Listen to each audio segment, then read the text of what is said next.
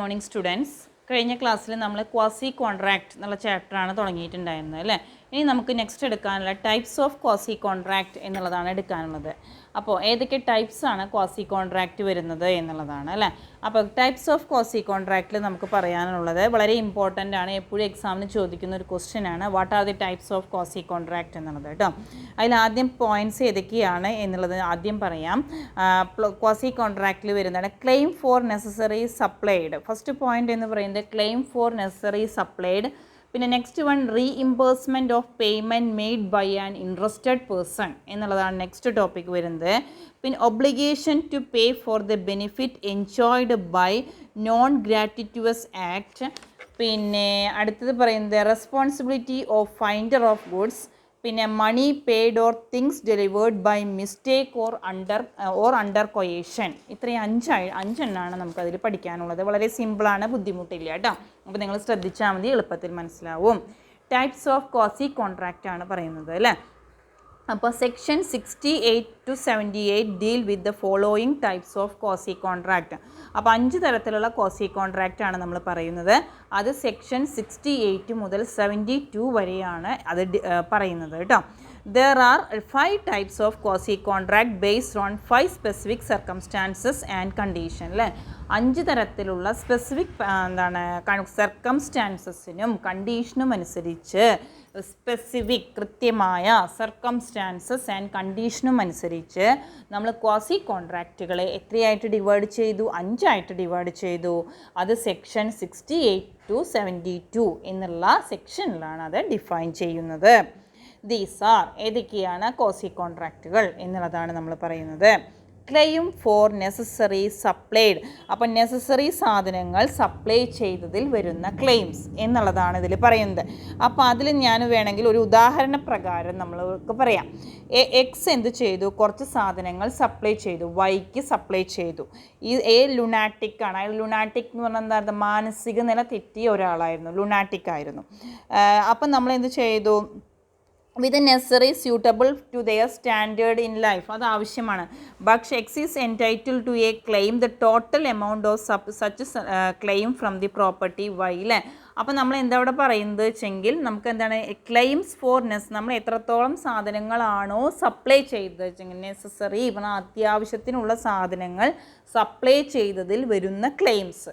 അപ്പം നമ്മൾ എന്താണ് ഇവിടെ ചെയ്തത് വെച്ചെങ്കിൽ അക്കോർഡിംഗ് ടു സെക്ഷൻ 68 പ്രകാരം if a person who is incapable of, അപ്പം നമ്മൾ പറഞ്ഞു ലുനാറ്റിക് ആണെന്ന് പറഞ്ഞു അല്ലേ, മാനസിക നില തെറ്റിയ ഒരാൾ, അങ്ങനത്തെ ഒരു എക്സാമ്പിളാണ് നമ്മളിവിടെ പറഞ്ഞത്. അപ്പോൾ അതാണ് പറയുന്നത് if a person who is incapable of entering into a contract. ഒരു കോൺട്രാക്റ്റിൽ എൻറ്റർ ചെയ്യാൻ വേണ്ടി ഇൻകേപ്പബിൾ ആവുക, അങ്ങനെ വരിക. Or any one whom he is legally bound to support, അല്ലെങ്കിൽ ആരെങ്കിലും അതിനെ സപ്പോർട്ട് ചെയ്യുക, ഏതെങ്കിലും വേറെ പുറമേക്കാരെ ആരെങ്കിലും സപ്പോർട്ട് ചെയ്യുക. And is supplied by another person with necessary suited to his condition in life. എന്നിട്ട് നമ്മൾ അയാളുടെ ആവശ്യമായ സാധനങ്ങൾ നമ്മൾ സപ്ലൈ ചെയ്യുന്നു. The person who has furnished such supplies is entitled to be reimbursed from the property of such incapable person. അപ്പോൾ നമുക്ക് എത്രത്തോളം രൂപയുടെ സാധനങ്ങളാണോ സപ്ലൈ ചെയ്ത് വെച്ചെങ്കിൽ അത് റീഇംബേഴ്സ് ചെയ്യാനുള്ള റൈറ്റ് ഉണ്ട് എന്നുള്ളതാണ് ഇതിൽ പറയുന്നത്. അപ്പോൾ അതാണ് പറയുന്നത്. ഇപ്പം നമ്മൾ എന്താ പറഞ്ഞത്? X supplies Y. എക്സ് വൈക്കാണ് സപ്ലൈ ചെയ്ത്. എ ലുനാറ്റിക് ആയിരുന്നു. With necessary suitable to their standard in life. അപ്പോൾ അയാൾക്ക് സ്റ്റാൻഡേർഡ് ലൈഫിന് ആവശ്യമായ സാധനങ്ങളാണ് നമ്മളോട് supply. X is entitle to a claim കിട്ടുന്നു വൈയുടെ കയ്യിൽ total amount of such supply from the property of Y. വൈയുടെ പ്രോപ്പർട്ടിയിൽ നിന്ന് എത്ര രൂപയുടെ സാധനമാണോ അയാൾക്ക് നമ്മൾ കൊടുത്തത് വെച്ചെങ്കിൽ അത് കിട്ടുന്നു, എക്സിന് കിട്ടും എന്നുള്ളതാണ് പറയുന്നത്. അപ്പോൾ എന്താ പറയുന്നതെന്ന് ചുരുക്കി പറഞ്ഞാൽ എന്താണ്? എത്ര രൂപയുടെ സാധനമാണോ ഇവിടെ എക്സ് വൈക്ക് കൊടുത്തത്, വൈ ലുനാറ്റിക് ആണ്, പക്ഷേ എന്നാലും വൈയുടെ പ്രോപ്പർട്ടിയിൽ നിന്ന് അത്ര രൂപ വില വരുന്ന സാധനങ്ങൾ എക്സിന് കിട്ടുന്നു എന്നുള്ളതാണ് നമ്മളിവിടെ പറഞ്ഞത്. മനസ്സിലായി എന്ന് വിചാരിക്കുന്നു. ഒന്നുകൂടിയും പറയാം. Claim for necessary supplied. അപ്പോൾ അത്യാവശ്യത്തിന് വേണ്ട സാധനങ്ങൾ സപ്ലൈ ചെയ്യുക അല്ലേ. അപ്പോൾ നമുക്ക് ക്ലെയിംസ് കിട്ടുന്നു എന്നുള്ളതാണ് പറയുന്നത്. അക്കോർഡിംഗ് ടു സെക്ഷൻ 68 പ്രകാരം ഇഫ് എ പേഴ്സൺ ഒരാൾ who is incapable of entering into a കോൺട്രാക്റ്റിൽ എൻട്രി ചെയ്യാൻ വേണ്ടി ഇൻകേപ്പബിൾ ആവുക, or any one whom he is legally bound to support, അല്ലെങ്കിൽ പുറമെ ആരെങ്കിലും അയാളെ സപ്പോർട്ട് ചെയ്യുക, ഓർ അല്ലെങ്കിൽ ഈ സപ്ലൈഡ് ബൈ അനദർ പേഴ്സൺ, എന്നിട്ട് അയാൾക്ക് വേണ്ട സാധനങ്ങൾ സപ്ലൈ ചെയ്യുന്നു അല്ലെ, another person with necessary goods suited, എന്തിനു വേണ്ടി, suited to his condition of life, അയാളുടെ ലൈഫിലേക്ക്, അയാൾക്ക് ലൈഫിലേക്ക് ആവശ്യമായ സാധനങ്ങൾ സപ്ലൈ ചെയ്യുന്നു. The person who has furnished such supplies is entitle, ഇപ്പോൾ എത്ര രൂപ, 1000 രൂപയുടെ സാധനമാണ് ഇപ്പോൾ സപ്ലൈ ചെയ്ത് വെച്ചെങ്കിൽ 1000 രൂപ അയാളുടെ പ്രോപ്പർട്ടിയിൽ നിന്ന് റീഇംബേഴ്സ് ചെയ്യുക, അത്രയേ ഉള്ളൂ. അപ്പം നമ്മൾ എക്സ് എന്ത് ചെയ്തു, വൈക്ക് സാധനങ്ങൾ സപ്ലൈ ചെയ്തു. വൈ ഒരു ലുനാറ്റിക് ആയിരുന്നു, പക്ഷേ എന്നാലും അത് അയാളുടെ സ്റ്റാൻഡേർഡ് ലൈഫിന് ആവശ്യമായ സാധനങ്ങളായിരുന്നു. അപ്പോൾ അത് കാരണം അയാളുടെ പ്രോപ്പർട്ടിയിൽ നിന്ന് റീഇംബേഴ്സ് ചെയ്യുന്നതിനുള്ള റൈറ്റ് ആർക്കുണ്ട്, എക്സിനുണ്ട് എന്നുള്ളതാണ് പറഞ്ഞത്. Next one, reimbursement of payment made by an interested person അല്ലേ. അപ്പോൾ എങ്ങനെയാണ് അതിൽ പറയുന്നത്, അക്കോർഡിംഗ് ടു സെക്ഷൻ അല്ല interested person, according to section 69 a person who is interested in the payment of money which is another bound by law to pay or who is therefore pays it is entitled to be reimbursed by the other. അപ്പോൾ അതാണ് പറയുന്നത് according to section 69 പ്രകാരം. നമ്മൾ പറഞ്ഞു ഏത് മുതലാണ്, 68 മുതൽ 72 വരെയാണ് അത് പറയുന്നത്. അപ്പോൾ ആദ്യത്തെ 68 ആയിരുന്നു, രണ്ടാമത്തെ 69 ആണ് പറയുന്നത് കേട്ടോ. സെക്ഷൻ മാറുന്നുണ്ട്. ഫസ്റ്റ് നമ്മൾ പറഞ്ഞത് ക്ലെയിംസ് ഫോർ നെസസറി സപ്ലൈ എന്ന് പറയുന്നത് 68-ലായിരുന്നു. നെക്സ്റ്റ് നമ്മൾ പറയുന്നത് ഇൻട്രസ്റ്റഡ് പേഴ്സൺ എന്ന് പറയുന്നത് 69-ലാണ് കേട്ടോ. അത് പ്രകാരം a person who is interested in the payment of മണിയിൽ ആരാണോ ഇൻട്രസ്റ്റ് കാണിക്കുന്നത് പേയ്മെൻറ്റ് നടത്താൻ വേണ്ടിയിട്ട്, which is bound by law to pay, എങ്ങനെയാണോ വെച്ചെങ്കിൽ എത്ര രൂപയാണ് വരുന്നത് വെച്ചെങ്കിൽ നിയമപ്രകാരം അടയ്ക്കാം. And who therefore pays it, അങ്ങനെ കൊടുക്കുമ്പോൾ is entitled to be reimbursed by the other. നോക്കൂ, F holds land in Bengal. F എന്ന് പറഞ്ഞ ഒരാൾക്ക് ലാൻഡ് ബംഗാളിലാണുള്ളത്. On lease granted by B, നമ്മൾ ആ സ്ഥലം ലീസിൽ കൊടുത്തു. ലീസ് പറഞ്ഞ പാട്ടത്തിൽ എന്തെങ്കിലും ബിസിനസ് ചെയ്യാൻ വേണ്ടി എഫ് ആണ് റിയൽ ഓണർ. അയാളുടെ പ്ലോട്ട് ബിക്ക് കൊടുത്തു. ബി എന്ന് പറഞ്ഞാൽ പുറമേ ഒരാൾക്ക് അയാൾക്ക് കൊടുത്തു, ലീസിൽ കൊടുത്തു, കൃഷി ചെയ്യാനോ എന്തിനാച്ചാൽ കൊടുത്തു. As the revenue payable by B to the government was in arrear സംഭവിച്ചു. ബി ആണ് റവന്യൂ കൊടുത്തിരുന്നത് കേട്ടോ. അതിൽ അയാൾ കൊടുത്തതിൽ എരിയർ സംഭവിച്ചു. His land is advertised for sale by the government. അപ്പോൾ ഗവൺമെൻറ്റിന് ശരിക്കും സമയത്തിന് നികുതി കിട്ടാത്ത കാരണം ആ പ്രോപ്പർട്ടി എന്തിനു വേണ്ടി വെച്ചു, ലേലത്തിന് വെച്ചു, വിൽക്കാൻ വേണ്ടി, സെയിലിന് വേണ്ടി വെച്ചു. അപ്പോൾ under the revenue law the consequence of such sale will be annulment of F's lease അല്ലേ. അപ്പോൾ to prevent the sale and consequent annulment of his own lease F paid to the government's the sum due from B. അപ്പോൾ എത്ര due പറഞ്ഞാൽ outstanding അല്ലേ, കൊടുക്കാനുള്ള കാശ്. അപ്പോൾ B എത്ര രൂപയാണോ കാശ് കൊടുക്കാനുള്ളത് വെച്ചെങ്കിൽ ആ കാശ് ആര് കൊടുക്കുന്നു, എ കൊടുക്കുന്നു അല്ലേ. It was held that B was bound to അതാണ് പറയുന്നത്. അപ്പോൾ ബിക്ക് എന്തിനുള്ള ഉത്തരവാദിത്തം ഉണ്ട്, എഫ് എത്ര രൂപയാണോ അടച്ചു വെച്ചെങ്കിൽ ആ കാശ് റീഇംബേഴ്സ് ചെയ്യാനുള്ള റൈറ്റ് ആർക്കുണ്ട്, ബിക്കുണ്ട് എന്നുള്ളതാണ് പറയുന്നത്. അതാണ് reimbursement of payment made by an interested person. അപ്പോൾ അത് ചുരുക്കിയതിൻ്റെ അർത്ഥം എന്താണെന്ന് മനസ്സിലായോ? എഫ് എന്ന് പറഞ്ഞൊരാൾക്ക് ഒരു പ്രോപ്പർട്ടി ഉണ്ടായിരുന്നു. ആ പ്രോപ്പർട്ടി ബിക്ക് എന്തിനു കൊടുത്തു, നമ്മൾ ലീസിൽ കൊടുത്തു. ബി സമയത്തിന് റവന്യൂ നമ്മൾക്ക് എന്ത് കൊടുത്തില്ല, എന്താ കൊടുക്കാതിരുന്ന റവന്യൂ അല്ല ടാക്സ് കൊടുക്കാത്ത കാരണം സമയത്തിന് റവന്യൂ പേയബിൾ ശരിക്കും നടത്താത്ത കാരണം കൊണ്ട് അരിയർ സംഭവിച്ചു. ഗവൺമെൻറ് ആ പ്രോപ്പർട്ടി സെയിലിന് വെച്ചു. അപ്പോൾ ഇവിടെ ആരാണ് അതിൻ്റെ റിയൽ ഓണർ എന്ന് പറയുന്ന ആൾ എഫ് ആണ്. അപ്പോൾ എഫ് എന്ത് ചെയ്യാം, ആ പ്രോപ്പർട്ടിയുടെ കാശ് അടയ്ക്കുകയും ആ കാശ് ആരുടെ കയ്യിൽ നിന്ന് റീഇംബേഴ്സ് ചെയ്യാം, ബിയുടെ കയ്യിൽ നിന്ന് റീഇംബേഴ്സ് ചെയ്യാനും സാധിക്കും. അതാണ് അതിൽ പറയുന്നത്. To payment should be made genuinely for the protection of one's own interest അല്ലേ. അപ്പോൾ എഫിൻ്റെ ഇൻട്രസ്റ്റ് പ്രൊട്ടക്റ്റ് ചെയ്യാൻ വേണ്ടി അയാൾ എന്ത് ബുദ്ധിപരമായിട്ട് അതിൻ്റെ കാശ് അടച്ചു അല്ലേ. The payment should be such that the other party bound by law. അപ്പം നിയമപ്രകാരം ബി എന്ത് ചെയ്യണം, ആ കാശ് എഫിന് കൊടുക്കണം. The payer should have made the payment to another person. അപ്പോൾ വേറൊരാൾക്ക് കൊടുക്കണം എന്ന് മാത്രമേ ഉള്ളൂ. അപ്പോൾ തൽക്കാലം ആ ബാധ്യത ഒഴിവാക്കാൻ വേണ്ടി എഫ് കാശ് പേ ചെയ്തു. എന്നിട്ട് എത്ര രൂപയാണോ റവന്യൂ അരിയർ വന്നിരിക്കുന്നത് വെച്ചെങ്കിൽ അത് ആര് കൊടുക്കണം, ബി എഫിന് കൊടുക്കണം. Next one, obligation to pay for the benefit enjoyed from non gratuitous act. Non gratuitous act എന്ന് പറയുന്നത് സ്വമേധയാ അല്ലാതെ, സ്വമേധയ അല്ലാതെ, നോൺ ഗ്രാറ്റുറ്റിയസ് ആക്ടേഴ്സ്. ഗ്രാറ്റുറ്റിയസ് പറഞ്ഞാൽ സ്വമേധയ, നോൺ ഗ്രാറ്റുറ്റിയസ് ആക്ട് പറഞ്ഞാൽ സ്വമേധയ അല്ലാണ്ട്. അപ്പോൾ obligation to pay for the benefit enjoyed from the non gratuitous act എന്നാണ് പറയുന്നത്. According to section 70, if a person lawfully does anything for or delivers anything to another person with the intention of payment for that, and such other person enjoy the benefit thereof, then such other person is bound to make a compensation to the first person in respect of this thing so done and to restore so the thing so delivered.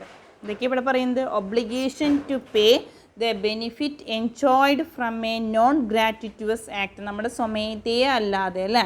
അപ്പോൾ എന്താ, according to section 70, മറ്റേത് 68 ആയിരുന്നു, ഇത് 69 ആണ്, ഇത് 70, ഇനി അടുത്ത 70 ആണ്. അപ്പോൾ നമ്മൾ പറയുന്നത് if a person lawfully does anything, lawfully പറഞ്ഞാൽ നിയമപരമായിട്ട് തന്നെ ചെയ്യുന്നു, anything, or for delivers anything to another person, വേറൊരു ആൾക്ക് നിയമപ്രകാരമായിട്ട് കാര്യങ്ങൾ ചെയ്യുന്നു, with the intention of payment for that, എന്താണ് അതിലുള്ള ഉദ്ദേശം, ഇപ്പോൾ കാശ് ലോഫുള്ളി ആയിട്ടാണ്, അപ്പം എത്ര രൂപയാണോ വരുന്നത് വെച്ചെങ്കിൽ ആ കാശ് കൊടുത്തിട്ട് ചെയ്യാമെന്നാണ് അതിലുള്ള ഇൻറ്റൻഷൻ ഉള്ളത്. Such other person enjoy the benefits thereof, അതുകൊണ്ട് മറ്റേ ആൾക്ക് എന്ത് കിട്ടുന്നു, ബെനിഫിറ്റ് കിട്ടുന്നു അല്ലേ.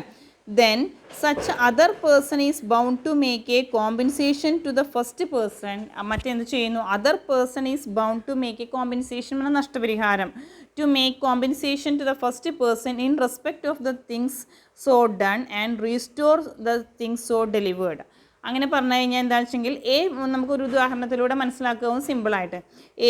A businessman leaves goods at B house by mistake. ഇപ്പം നമ്മൾ ഒരു സാധനം ഓർഡർ ചെയ്തു, പക്ഷേ നമ്മൾ ഓർഡർ ചെയ്ത് നമുക്ക് തന്നില്ല, ആർക്ക് കൊടുത്തു, തെറ്റായിട്ട് വേറൊരാളുടെ വീട്ടിൽ കൊണ്ടുപോയിട്ട് കൊടുത്തു. B treat the goods as is on. അപ്പോൾ ആ സാധനം കിട്ടിയപ്പോൾ നമ്മൾ പേയ്മെൻറ്റൊക്കെ നടത്തിയതായിരുന്നു, ആ സാധനം തെറ്റായിട്ട് വേറൊരാളുടെ വീട്ടിൽ കൊണ്ടുപോയി കൊടുത്തു. അപ്പോൾ അയാൾ എന്ത് ചെയ്തു, ആ കിട്ടിയ ആൾ എന്ത് വിചാരിച്ചു, അയാളുടെ സാധനമാണെന്ന് വെച്ചിട്ട് വരുന്നു. B treat the goods as is own, B എന്ത് ട്രീറ്റ് ചെയ്തു, അയാളുടെ സാധനമായിട്ട് ട്രീറ്റ് ചെയ്തു. B is bound to pay A for them, പക്ഷേ ബി ആർക്ക് കൊടുക്കണം, ആ സാധനം എക്ക് കൊടുക്കണം എന്ന്. മനസ്സിലാവണം, ശരിക്ക് എക്ക് വരേണ്ട ഒരു സാധനമായിരുന്നു, ആ എക്ക് വരേണ്ട ഒരു സാധനം തെറ്റായിട്ട് ബിയുടെ അടുത്തേക്ക് വന്നു. അപ്പോൾ ബി എന്ത് ചെയ്തു, അത് അയാളുടെ സാധനമായിട്ട് വെച്ചു. പക്ഷേ എന്ത് ചെയ്യണം, അയാൾ ആ സാധനം മേടിച്ച് വെച്ച് കഴിഞ്ഞാൽ അതിന് എത്ര രൂപയാണോ കാശ് വന്നു വെച്ചെങ്കിൽ അത് എക്ക് കൊടുക്കണം. മനസ്സിലായോ, അതാണ് obligation to pay the benefit enjoyed. Benefit enjoy ചെയ്തു, ആരൊക്കെ അവിടെ ബെനിഫിറ്റ് കിട്ടിയത്, ബിക്ക്. പേയ്മെൻറ്റ് നടത്തിയ സാധനം ബിക്ക് കിട്ടി, അപ്പോൾ ബിക്കാണ് അതുകൊണ്ടുള്ള ബെനിഫിറ്റ് കിട്ടിയത്. ഫ്രം നോൺ ഗ്രാറ്റുറ്റിയസ് ആക്ട്, അയാൾ വേണച്ച് ചെയ്തതല്ല, അയാളുടെ അടുത്തേക്ക് വന്നതാണ്. പക്ഷേ നോൺ സ്വമേധയെ അല്ലാതെയാണെങ്കിലും എത്രയാണോ ബെനിഫിറ്റ് വന്നു വെച്ചെങ്കിൽ അത് പേ ചെയ്യണം. അർത്ഥം മനസ്സിലായി എന്ന് വിചാരിക്കുന്നു. ആ ഉദാഹരണം മനസ്സിലാക്കുക, അപ്പോൾ നമുക്കത് സിമ്പിളായിട്ട് മനസ്സിലാക്കാം. Business man leave goods at B's house by, ബിയുടെ കയ്യിൽ മിസ്റ്റേക്കിലോട് കൊടുത്തതാണ്. B treat the goods as is own, അയാളുടേതായിട്ട് കണക്കാക്കി. അപ്പോൾ B is bound to pay A for them, അതെന്താണെന്ന് വെച്ചെങ്കിൽ അത് കൊടുക്കണം. ഇതാണ് നമുക്ക് പറയാനുള്ളത്. Condition to be satisfied for application of this section, the thing must have be done lawfully, കാര്യങ്ങൾ ലോ പ്രകാരം ചെയ്യുക. പിന്നെ the person doing or delivering the said thing must not intended to act gratuitously without payment. പിന്നെ the person, നമ്മൾ സ്വമേധയെ അല്ല ചെയ്യുന്നത്, സ്വമേധയെ അല്ലാതെയാണ് അല്ലേ, നമ്മൾ വേണച്ചിട്ട് ബിയുടെ വീട്ടിലേക്ക് വരില്ല ചെയ്ത്, അറിയാണ്ട് വന്നു പോയതാണ്, പക്ഷേ എന്നാലും അത് തിരിച്ചു കൊടുക്കണം. The person for whom the act is done must voluntarily accept this act and must have enjoyed the benefit of the act. അപ്പോൾ ആ 3 പോയിന്റ് മനസ്സിലായി എന്ന് വിചാരിക്കും. അപ്പോൾ നമ്മുടെ സെക്ഷൻ ഇതുവരെ എത്തി 70 വരെ. ഇനി സെക്ഷൻ 71 ആണ് നമ്മൾ പറയുന്നത് കേട്ടോ. Responsibility of finder goods. ആരുടെ റെസ്പോൺസിബിലിറ്റി ആണ്, ഉത്തരവാദിത്തം. ഫൈൻഡർ ഗുഡ്സ് നോക്കുക. According to section 71, a person who find goods belonging to another. അപ്പോൾ ഒരാൾ മറ്റൊരാളുടെ സാധനം കാണുകയാണ്, and takes them into his custody is subject to the same responsibility as bailee. ബൈലിക്ക് എന്ത് റെസ്പോൺസിബിലിറ്റി ആണോ വേറൊരാളെ സാധനം എടുത്തു കഴിഞ്ഞാൽ അത് ശരിയായ തരത്തിൽ സൂക്ഷിച്ച് തിരിച്ചേൽപ്പിക്കേണ്ട ഉത്തരവാദിത്തമുണ്ട്. എന്ത് ഈ ബെയിൽമെൻറ്റ് എന്ന് പറഞ്ഞാൽ എന്താണ്, what is meant by bailment? Bailment നിങ്ങൾ കേട്ടിട്ടുണ്ടാവും, എടുത്തിട്ടുണ്ടാവും. മറ്റേ സജിത മിസ്സാണ് എടുക്കുന്നത് തോന്നുന്നുണ്ട്, ബെയിൽമെൻറ്റ് എടുത്തിട്ടുണ്ടാവും എന്ന് വിചാരിക്കുന്നു. അപ്പോൾ ബെയിൽമെൻറ്റ് എന്താണ്? ഈ bailment, what is meant by bailment എന്ന് പറഞ്ഞാൽ എന്താണ്? വേർ ദി ഓണർ ട്രാൻസ്ഫേഴ്സ് എന്താണ് physical position of personal property. എന്ത് ചെയ്യുന്നു വെച്ചെങ്കിൽ ബെയിൽമെൻറ്റ് എന്ന് പറഞ്ഞാൽ ഓണർ എന്ത് ചെയ്യുന്നു, ട്രാൻസ്ഫർ ചെയ്യുന്നു അല്ലേ. Owner transfers. എന്താ ട്രാൻസ്ഫർ ചെയ്യുന്നത്? പൊസഷൻ, ഉടമസ്ഥാവകാശം. പേഴ്സണൽ പ്രോപ്പർട്ടിയിൽ അയാളുടെ സ്വന്തം പ്രോപ്പർട്ടിയുടെ ഉടമസ്ഥാവകാശം ട്രാൻസ്ഫർ ചെയ്യുന്നതിനെയാണ് നമ്മൾ എന്ത് പറയുന്നത്, ബെയിൽമെൻറ്റ് എന്ന് പറയുന്നത് കേട്ടോ. അപ്പോൾ അതിൽ രണ്ടാൾക്കാരാണ് ഉണ്ടാവുക, ബെയിലറും ഉണ്ടാവും ബെയിലി, അങ്ങനെ രണ്ടാൾക്കാരാണ് ഉണ്ടായിരിക്കുക. അപ്പോൾ അതാണ് bailment. Where the owner transfers, owner എന്ത് ചെയ്യുന്നു, ട്രാൻസ്ഫർ ചെയ്യുന്നു physical position of personal property, personal പ്രോപ്പർട്ടിയുടെ എന്ത് ഫിസിക്കൽ പൊസിഷൻ ട്രാൻസ്ഫർ ചെയ്യുക, ഉടമസ്ഥാവകാശം ട്രാൻസ്ഫർ ചെയ്യുന്നതിനെയാണ് നമ്മൾ എന്ത് പറയുന്നത്, ബെയിൽമെൻറ്റ് എന്ന് പറയുന്നത്. അപ്പോൾ ബെയിലി എന്ന് പറഞ്ഞ ഒരു ഏജൻറ്റാണ്. ബെയിലി എന്ന് പറഞ്ഞാൽ bailee is an agent to whom the property involve in a bailment is transferred അല്ലേ. അപ്പോൾ ആരുടെ ആണോ ഇവിടെ ട്രാൻസ്ഫർ ചെയ്യുന്നത് വെച്ചെങ്കിൽ അതിൻ്റെ ഒരു ഏജൻറ്റായിട്ട് പ്രവർത്തിക്കുന്ന ആളെയാണ് നമ്മൾ എന്ത് പറയുന്നത്, ബെയിലി എന്ന് പറയുന്നത്. അപ്പോൾ bailee to an agent to whom property involve in a bailment. അപ്പോൾ ആരുടെ പ്രോപ്പർട്ടിയാണോ അതിൽ ഇൻവോൾവ് ചെയ്യുന്നത് വെച്ചെങ്കിൽ അതിൻ്റെ ഒരു ഏജൻറ്റായിട്ട് പ്രവർത്തിക്കുന്ന ആളെയാണ് നമ്മൾ എന്ത് പറയുന്നത്, ബെയിലി എന്ന് പറയുന്നത് കേട്ടോ. അപ്പം ഇതാണ് നമുക്ക് പറയുന്നത്. അപ്പോൾ റെസ്പോൺസിബിലിറ്റിയിലേക്ക് വരും. അപ്പോൾ ബെയിൽമെൻറ്റ് പറഞ്ഞു. ബെയിൽമെൻറ്റ് എന്ന് പറഞ്ഞു കഴിഞ്ഞാൽ എന്താണ്, ഓണർ എന്ത് ചെയ്യുകയാണ്, ട്രാൻസ്ഫർ ചെയ്യുന്നു. ഫിസിക്കൽ പൊസിഷൻ പറഞ്ഞാൽ ഉടമസ്ഥാവകാശം ആർക്കാണ് ട്രാൻസ്ഫർ ചെയ്യുന്നത്, ഓൺ പേഴ്സണൽ പ്രോപ്പർട്ടി, പേഴ്സണൽ പ്രോപ്പർട്ടിയുടെ ഉടമസ്ഥാവകാശം ട്രാൻസ്ഫർ ചെയ്യുന്നതിനെയാണ് നമ്മൾ bailment. The owner transfers physical position of personal property കേട്ടോ. അപ്പോൾ ബെയിലി ഈസ് എൻ ഏജൻറ്റ് എന്താണ്, to whom property involve in bailment is delivered അല്ലേ. നെക്സ്റ്റ് നമ്മൾ എന്താ പറഞ്ഞത്, അപ്പോൾ ഇതിൽ ഏത് റെസ്പോൺസിബിലിറ്റി എടുക്കണം, ഏത് മാതിരി, ബെയിലിയെ മാതിരി എന്നാണ് പറയുന്നത്. Bailee is an agent to whom, അപ്പോൾ ആരുടെയാണോ ഡെലിവർ ചെയ്യുന്നത് വെച്ചെങ്കിൽ അതിൻ്റെ ഒരു ഏജൻറ്റായി പ്രവർത്തിച്ച് അത് ഏറ്റെടുക്കുകയാണ് ചെയ്യുന്നത്. അതേമാതിരി എന്നാണ് ഇപ്പോൾ ഇവിടെ പറഞ്ഞത്, നമ്മൾ കമ്പയർ ചെയ്യുകയാണ് ചെയ്തത്. അപ്പോൾ according to section 71, a person who find goods belonging to another take them into his custody and is subject to same responsibility as bailee. അത്രയാണ് അതിൽ പറയാനുള്ളത്. Next one, money paid or things delivered by mistake or under coercion 72. അപ്പം നമ്മൾ എന്താണ്, money paid or things mistake കൊയേഷനിലൂടെയൊക്കെ പറ്റുക. According to section 72, a person to whom money has been paid or anything delivered by mistake or under coercion must repay and return it. അപ്പോൾ തെറ്റായിട്ട് നമ്മൾ മിസ്റ്റേക്കിലൂടെ അല്ലെങ്കിൽ കൊയേഷനിലൂടെയൊക്കെ ഉണ്ടായിച്ചെങ്കിൽ അത് നമ്മൾ തിരിച്ചു കൊടുക്കണം എന്നുള്ളതാണ് പറയുന്നത്. ഇത്രയേ ഉള്ളൂ കേട്ടോ. അപ്പം ഇത്രയും പോയിൻറ്റ്സാണ് ടൈപ്സ് ഓഫ് കോസി കോൺട്രാക്റ്റ്. അപ്പോൾ ശ്രദ്ധിക്കുക, കോസി കോൺട്രാക്റ്റിൻ്റെ ടൈപ്സ് 5 തരത്തിലാണ് കോസി കോൺട്രാക്റ്റ് വരുന്നത്. സെക്ഷൻ 68 മുതൽ 72 വരെയാണ് കോസി കോൺട്രാക്റ്റിനെ നമ്മൾ എക്സ്പ്ലെയിൻ ചെയ്യുന്നത്. ക്ലെയിം 4 നമ്മൾ എന്താണ് first one claims for necessary supplied. Next one reimbursement of payment made by an interested person, obligation to pay for the benefit enjoyed from non gratuitous act. പിന്നെ പറയുന്നത് responsibility of finder of goods. പിന്നെ money paid or things delivered by mistake or under coercion. ഇത്രയും കാര്യങ്ങളാണ് നമുക്ക് പറയാനുള്ളത്. Next one എന്ന് പറയുന്നത് difference between contracts and quasi contract. അടുത്തൊരു ടോപ്പിക്കും കൂടിയാണ് ഈ ചാപ്റ്ററിൽ പറയാനുള്ളത്. ഡിഫറൻസ് ബിറ്റ്വീൻ കോൺട്രാക്റ്റും ക്വാസി കോൺട്രാക്റ്റും തമ്മിലുള്ള ഡിഫറൻസ് എന്തൊക്കെയാണ് എന്നുള്ളതാണ് കേട്ടോ. നോക്കാം. നേച്ചർ, ഓരോന്നിൽ ഓരോ ക്യാരക്ടർ പറയണം, അതിൻ്റെ ഡിഫറൻസ് ആണ്. അപ്പോൾ അങ്ങനെ പഠിച്ചാൽ നമുക്ക് സിമ്പിളായിട്ട് പഠിക്കാം. ആദ്യം നേച്ചറാണ്.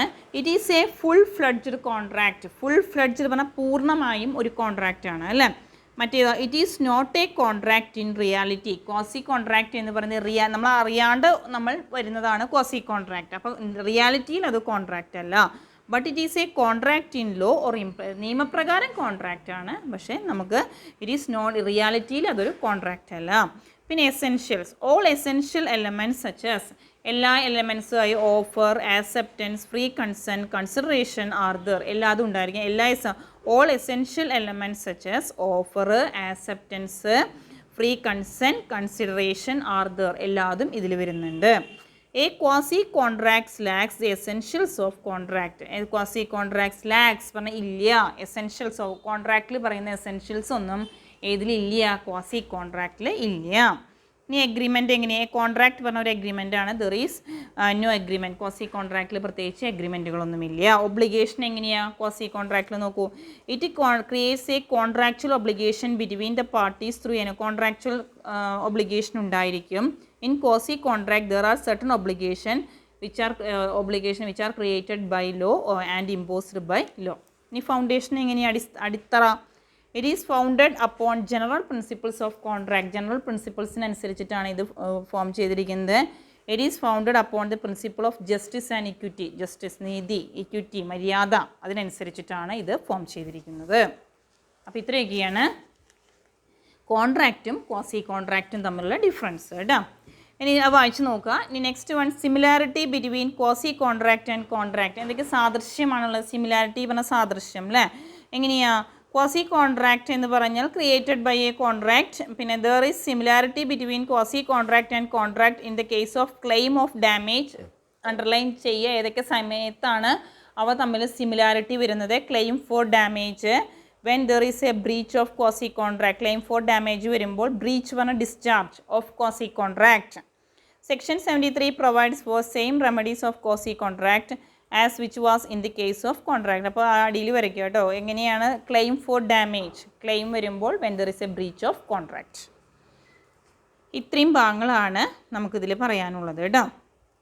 ഇനി ഒരു ടോപ്പിക്കും കൂടി ഉണ്ട്. കോമ്പൻസേഷൻ എങ്ങനെയാണ് വരുന്നത്? നഷ്ടപരിഹാരം എങ്ങനെയാണ് ക്വാസി കോൺട്രാക്റ്റിൽ വരുന്നത് എന്നുള്ളതാണ്.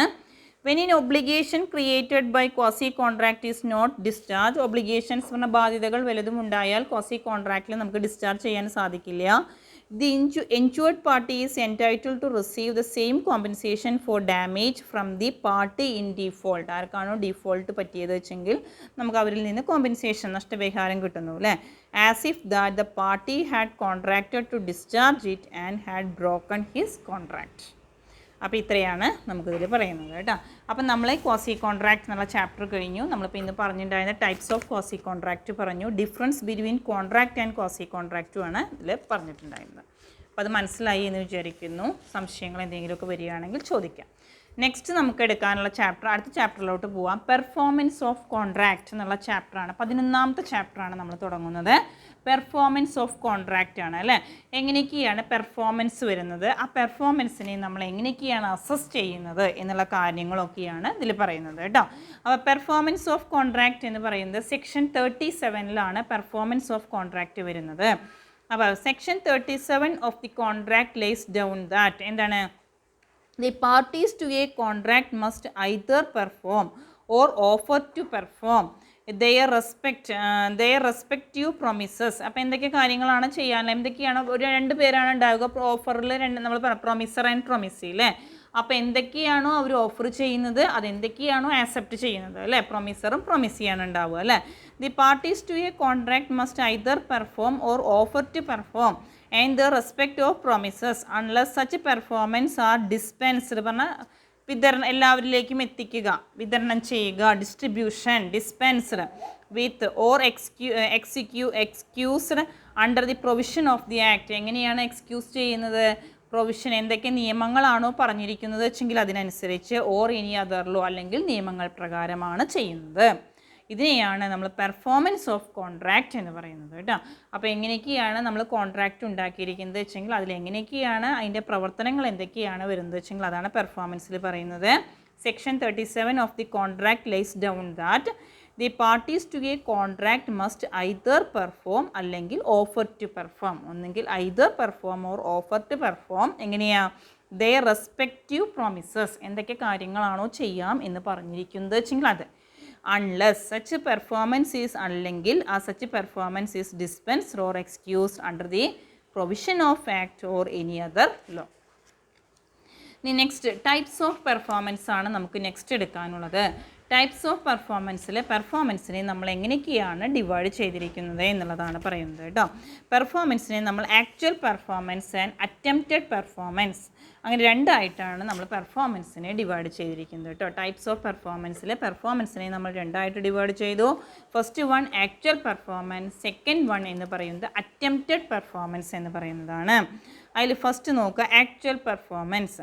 A party to a contract is said to have actually performed his promise when has done he had under. എന്താണോ നമ്മൾ പ്രോമിസ് ചെയ്ത് വെച്ചെങ്കിൽ അത് യഥാർത്ഥത്തിൽ ചെയ്യുന്നു അല്ലേ, യാതൊരു തരത്തിലുള്ള തെറ്റുകളോ യാതൊന്നും സംഭവിക്കാതെ ആക്ച്വലായിട്ട് എന്താണോ നമ്മളോട് പറഞ്ഞിരിക്കുന്നത് വെച്ചെങ്കിൽ അത് ചെയ്യുക. അതിനെയാണ് ആക്ച്വൽ പെർഫോമൻസ് എന്ന് പറയുന്നത് കേട്ടോ. A party to a contract is said to have actually performed his promise അല്ലേ, when he has done what he had undertaken to do. He must have fulfilled all his obligation. എന്തൊക്കെ obligations പറഞ്ഞ ബാധ്യതകളാണോ ഉള്ളത് വെച്ചെങ്കിൽ അതൊക്കെ ചെയ്തിട്ടുണ്ടായിരിക്കും under the contract. A contract imposes and creates obligation on both parties to perform. രണ്ട് parties ആകുമ്പോൾ രണ്ട് പാർട്ടീസിനും ഒരുപോലെ ഉണ്ടായിരിക്കും. അതിനെയാണ് നമ്മൾ ആക്ച്വൽ പെർഫോമൻസ് എന്ന് പറയുന്നത്. Next one attempted performance. അപ്പോൾ അറ്റംപ്റ്റഡ് പെർഫോമൻസ് പറഞ്ഞാൽ ടെൻഡറിലൂടെയോ അങ്ങനെയായി tender of goods and service, tender of money, അതിനെയാണ് അറ്റംപ്റ്റഡ് പെർഫോമൻസിൽ വരുന്നത്. When a promisor has made an offer of acceptance to the promisee and the offer has not been accepted by the promisee അല്ലേ, അപ്പോൾ എന്ത് ചെയ്യുന്നു, promisor എന്ത് ചെയ്യുന്നു, offer of performance to the പ്രൊമിസിക്ക് കൊടുക്കുന്നു അല്ലേ, പക്ഷേ and the offer has not been accepted, offer എന്ത് ചെയ്യുന്നില്ല, ആക്സെപ്റ്റ് ചെയ്യുന്നില്ല. It is called attempted performance. അതിനെയാണ് നമ്മൾ അറ്റംപ്റ്റഡ് പെർഫോമൻസ് എന്ന് പറയുന്നത്. Here the promisor has offered to fulfil his obligation under the contract. എന്തൊക്കെ ഒബ്ലിഗേഷൻസ് ആണോ ഉള്ളത്, ഒബ്ലിഗേഷൻസ് പറഞ്ഞ ബാധ്യതകൾ എന്തൊക്കെയാണോ ഉള്ളത് വെച്ചെങ്കിൽ, എന്തൊക്കെ ബാധ്യതകളാണോ പറഞ്ഞിരിക്കുന്നത് വെച്ചെങ്കിൽ അത് ഫുൾഫിൽ ചെയ്യാൻ. The performance is not complete unless the offer of acceptance is accepted by the promisee അല്ലേ. അപ്പോൾ നമുക്കറിയാം ഒരു പ്രൊമിസി എന്താണോ ആക്സെപ്റ്റ് ചെയ്യാനുള്ളത് വെച്ചെങ്കിൽ അത് ആക്സെപ്റ്റ് ചെയ്യാണ്ടേ നമുക്കതിനെ ഒരിക്കലും എന്ത് ചെയ്യാൻ വേണ്ടി സാധിക്കില്ല, കംപ്ലീറ്റ് ചെയ്യാൻ വേണ്ടിയിട്ട് സാധിക്കുന്നില്ല. അപ്പോൾ it should be noted that the question of tender usually arises when the performance of promisee by one party is prevented by the act of the other അല്ലേ. അപ്പോൾ ഒരാൾ പ്രിവെൻറ്റ് ചെയ്യുമ്പോഴാണ് അവിടെ ടെൻഡർ വരുന്നത്. ടെൻഡർ എന്ന് പറഞ്ഞാൽ നമ്മൾ പ്രൊമിസറും പ്രൊമിസി ഉണ്ടാവും അല്ലേ. അപ്പോൾ നമ്മളൊരു ഓഫർ കൊടുത്താൽ മറ്റേ ആളെ ആക്സെപ്റ്റ് ചെയ്യുന്നു, അപ്പോൾ യാതൊരു പ്രശ്നവുമില്ല. അപ്പോൾ അങ്ങനെ ആക്സെപ്റ്റ് ചെയ്യാവുന്ന സമയത്താണ് നമുക്ക് എന്ത് വരുന്നത്, ടെൻഡർ വരുന്നത്. It should be noted that the question of tender usually arises when the performance of promise by one party is prevented by the act of the other party and whose benefit is to take place. അതിനെയാണ് നമ്മൾ എന്ത് പറയുന്നത്, attempted performance എന്നുള്ളതിൽ പറയുന്നത്. ഒരു ഉദാഹരണത്തിലൂടെ വേണമെങ്കിൽ പറയാം, ശ്രദ്ധിക്കാം. A promises to deliver 100 bags of wheat B. 100 bag wheat ബിക്ക് നമ്മൾ അയച്ചു കൊടുക്കാമെന്ന് പറഞ്ഞു. A send them to be at the appointed place during the business hours through the specified കൃത്യമായ സമയത്ത് കൃത്യമായ കാരിയറിൽ ആ സാധനം അയച്ചു കൊടുത്തു. And B refuses to take delivery of the B. അതെടുക്കാൻ റെഫ്യൂസ് ചെയ്തു, സാധനം എത്തിയപ്പോൾ ബി അത് ആക്സെപ്റ്റ് ചെയ്തില്ല. This is an attempted performance or tender on the part of the A എന്ന് പറയുന്നത്. അപ്പോൾ ഒരാൾ നമ്മൾ സാധനം കൊടുത്തു, മറ്റേ ആൾ അതെന്ത് ചെയ്തില്ല, ആക്സെപ്റ്റ് ചെയ്തില്ല എന്നുള്ളതാണ് അതിൽ പറയുന്നത്. ഇനി a tender or attempted performance എന്ന് പറയുന്നത് രണ്ട് തരത്തിലാണ് വരുന്നത്. Tender of goods and services. First one tender of goods and സർവീസസും, രണ്ട് ടെൻഡർ ഓഫ് മണി. അപ്പോൾ ആദ്യത്തെയാണ് tender of goods and services. Where the attempted offer involve supply of goods and services is known as, സമയത്തിന് കൊടുക്കുക, അതിനെയാണ് tender of goods എന്ന് പറയുന്നത് കേട്ടോ. It is thus a tender to perform a promise to do something. ഇനി tender of money പറഞ്ഞാൽ if the attempted performance is for the payment of money, payment ആണ് വരുന്നത് വെച്ചെങ്കിൽ അതിനെയാണ്, ഇഫ് ദ അറ്റംപ്റ്റഡ് പേയ്മെൻ്റ് ആണ് വരുന്നത് വെച്ചെങ്കിൽ അതിനെയാണ് ടെൻഡർ ഓഫ് മണി എന്ന് പറയുന്നത്. There is in the debtor a promisor make a valid tender when he offers to pay the amount of creditor. അത് creditor promisee to creditor ആണ് promisee വരുന്നത്. In the legal tender money for the exact amount due at the proper time, place and as per the terms of the contract. അപ്പോൾ എത്ര രൂപയാണോ അടയ്ക്കാനുള്ളത് വെച്ചെങ്കിൽ അത്.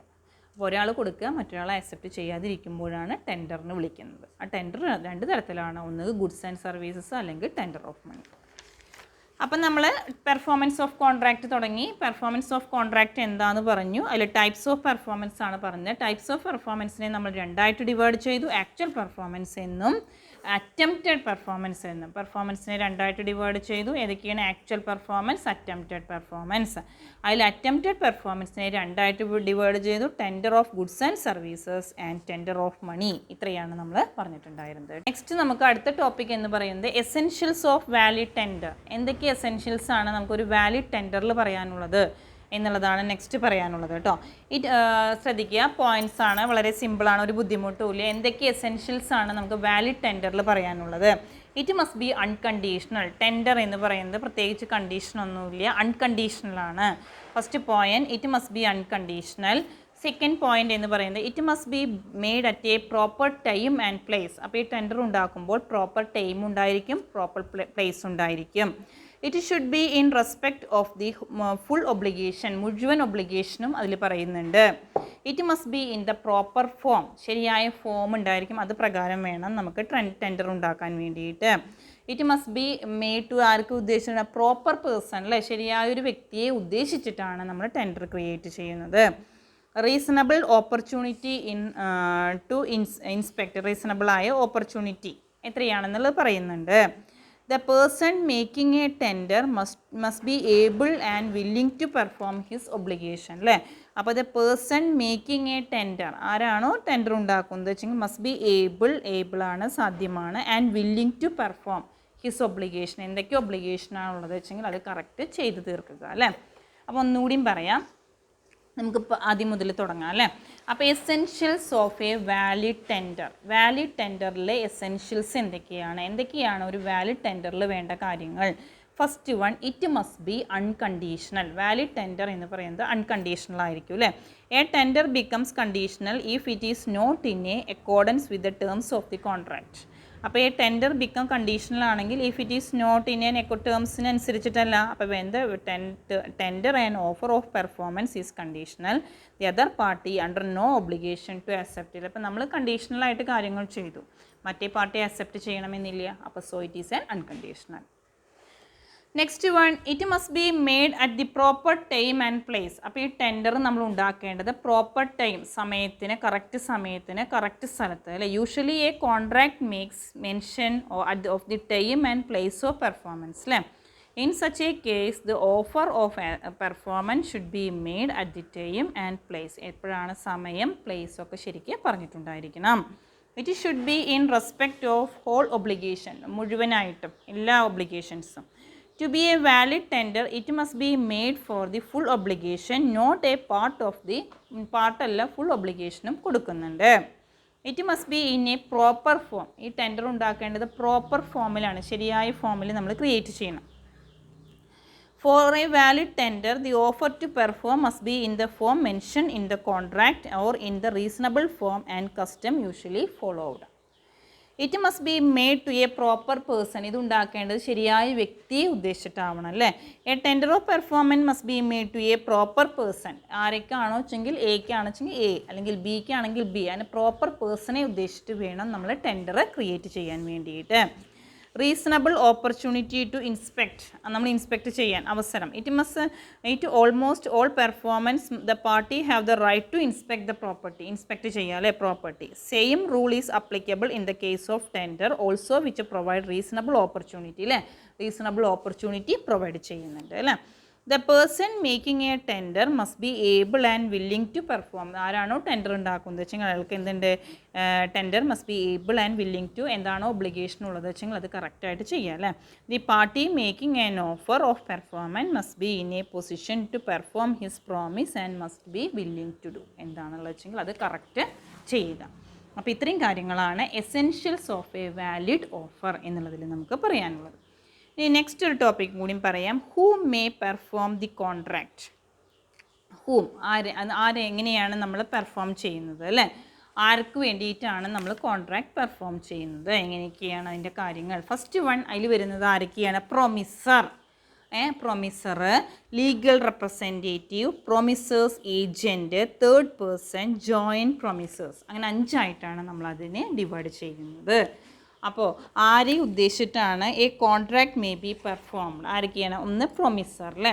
അപ്പോൾ section 40 of the contract lays down that if from the nature of the contract it appears that it was the intention of the party that may promise should be performed by the promiser himself, such a promise must be performed by the promiser. അല്ലേ?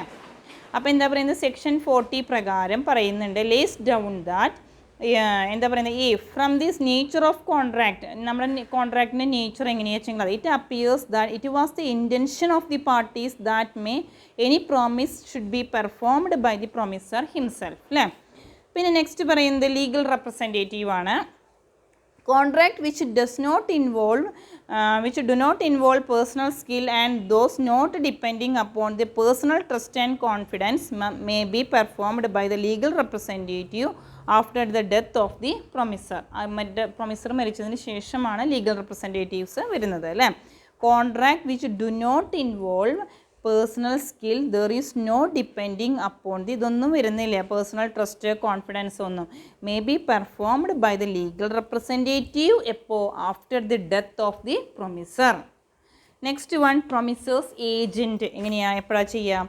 In the case where the personal skill of the promisor is not involve in the, അയാളുടെ personal ആയിട്ടുള്ള skill വേണം എന്നില്ല വെച്ചെങ്കിൽ അയാൾക്കൊരു ഏജൻറ്റിനെ വെച്ചിട്ട് അയാളെ കൊണ്ട് ചെയ്യിപ്പിക്കാം. മനസ്സിലാവുന്നുണ്ടോ? അപ്പോൾ in the case where there is personal skill of the പ്രൊമിസറുടെ personal skill is not involve, വേണ്ട അല്ലേ, in the performance of the contract perform ചെയ്യുന്ന സമയത്ത് പ്രൊമിസറുടെ പേഴ്സണൽ സ്കില്ല് ആവശ്യമില്ലെങ്കിൽ എന്താണ്, promisor or his representative may employ, ആരാണോ അയാളുടെ റെപ്രസെൻറ്റേറ്റീവ് ഏജൻറ്റായിട്ട് വരുന്നത് വെച്ചെങ്കിൽ അയാൾക്ക് കാര്യങ്ങൾ ചെയ്യാൻ വേണ്ടി സാധിക്കും. ഇനി മൂന്നാമതൊരു വ്യക്തി വരിക, third person. A contract can be performed by a third party if the promisee accept the arrangement. അയാൾ ഒരു പ്രശ്നം ഉണ്ടായില്ല, പ്രൊമിസർ അത് കൊടുത്തു, പ്രൊമിസി ആക്സെപ്റ്റ് ചെയ്തു, അപ്പോൾ തേർഡ് പാർട്ടിക്ക് എല്ലാ കാര്യങ്ങളും ചെയ്യാൻ വേണ്ടി സാധിക്കും. Next joint promisors. ഇനി ജോയിൻറ്റ് രണ്ടിൽ കൂടുതൽ ആൾക്കാർ കൂടി ചേർന്നിട്ടാണ് പ്രൊമിസേഴ്സ് വരുന്നത് വെച്ചെങ്കിൽ അതെ. In the case of several promises, unless a contrary intention appears, the following person must perform a promise. ആരൊക്കെയാണ്? All the promises jointly in case of all the promises are alive. പിന്നെ representative of the deceased promiser, deceased പറഞ്ഞാൽ മരിച്ച, jointly with the surviving promiser. അല്ലെങ്കിൽ representative of all of them jointly, എല്ലാവരും joint ആയിട്ട്. ഇത്രയും കാര്യങ്ങളാണ് അതിൽ നമുക്ക് പറയാൻ ജോയിൻറ്റ് പ്രൊമിസേഴ്സ് എന്നുള്ളതിൽ പറയാനുള്ളത്. അപ്പോൾ 5 തരത്തിലാണ് നമ്മളിതിനെ who may perform the contract, ആരാണ് കോൺട്രാക്റ്റ് പെർഫോം ചെയ്യുക എന്നുള്ളതിൽ നമ്മൾ 5 ആയിട്ടാണ് അതിനെ ഡിവൈഡ് ചെയ്യുന്നത്. Promisor, legal representative, promisors agent, third person, joint promisors, അങ്ങനെ 5 ആയിട്ടാണ് അതിനെ ഡിവൈഡ് ചെയ്യുന്നത് കേട്ടോ. അപ്പോൾ ഇതുവരെ മനസ്സിലായി ഉണ്ടാവുമെന്ന് വിചാരിക്കുന്നു. എന്തെങ്കിലുമൊക്കെ സംശയം ഉണ്ടെങ്കിൽ ചോദിക്കുക. നമ്മളിപ്പോൾ ഇന്ന് പറഞ്ഞിട്ടുണ്ടായിരുന്നത് ക്വാസി കോൺട്രാക്റ്റിൻ്റെ ടൈപ്സ് ഓഫ് ക്വാസി കോൺട്രാക്റ്റ് പറഞ്ഞു. പിന്നെ ഡിഫറൻസ് ബിറ്റ്വീൻ ക്വാസി കോൺട്രാക്റ്റും തമ്മിലുള്ള ഡിഫറൻസ് പറഞ്ഞു അല്ലേ. പിന്നെ നമ്മൾ അടുത്ത ചാപ്റ്റർ തുടങ്ങിയിട്ട് അതിലെ പെർഫോമൻസ് ഓഫ് കോൺട്രാക്റ്റ് എന്താണെന്ന് എക്സ്പ്ലെയിൻ ചെയ്തു അല്ലേ. പിന്നെ ടൈപ്സ് ഓഫ് പെർഫോമൻസിനെ 2 ആയിട്ട് ഡിവൈഡ് ചെയ്തു, ആക്ച്വൽ പെർഫോമൻസ് എന്നും അറ്റംപ്റ്റഡ് പെർഫോമൻസ് എന്നും. അറ്റംപ്റ്റഡ് പെർഫോമൻസിലാണ് ടെൻഡർ വരുന്നത് അല്ലേ, ആക്സെപ്റ്റ് ചെയ്യാതിരിക്കുമ്പോൾ. അതിൽ ടെൻഡർ ഓഫ് ഗുഡ്സ് ആൻഡ് സർവീസസും ടെൻഡർ ഓഫ് മണി, അതിന് 2 ആയിട്ടാണ് അതിനെ ഡിവൈഡ് ചെയ്തത്. പിന്നെ നമ്മൾ എടുത്തിട്ടുണ്ടായിരുന്ന essentials of a valid tender, എന്തൊക്കെ എസെൻഷ്യൽസ് ആണ് ഒരു വാലിഡ് ടെൻഡറിന് വേണ്ടത് എന്ന് പറഞ്ഞു. ഹൂ മേ, ആരാണ് കോൺട്രാക്റ്റ് പെർഫോം ചെയ്യുക, ഒന്നുകിൽ പ്രൊമിസർ തന്നെ ചെയ്യുക, അല്ലെങ്കിൽ പ്രൊമിസർ ഇല്ലെങ്കിൽ അയാളുടെ ലീഗൽ റെപ്രസെൻറ്റേറ്റീവ് ചെയ്യുക, അല്ലെങ്കിൽ പ്രൊമിസറുടെ ഏജൻറ്റ് ചെയ്യുക, പിന്നെ തേർഡ് പേഴ്സൺ അല്ലെങ്കിൽ ജോയിൻറ്റ് പ്രൊമിസേഴ്സ്. ഇനി എന്തെങ്കിലുമൊക്കെ സംശയം ഉണ്ടെങ്കിൽ ചോദിക്കുക. ശരി, ഓക്കെ.